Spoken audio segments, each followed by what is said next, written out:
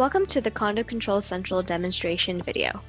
In this video, we're going to show you how you can view folders in the file library.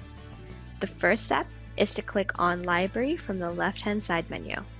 On the top, you'll be able to see any of the documents that were uploaded within 30 days. If you'd like to see any of the files in each of the folders, you just have to find the folder name and click on the folder.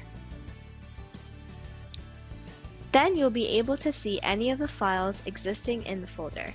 If you'd like to view the file, you can click on the file name, and it will show up in a document preview below. You can also download the document or print it out directly from this page.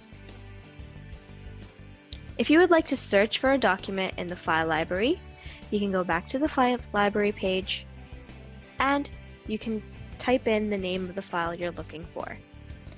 Once you've found the file, you can click on it, and you can view the file in the document preview.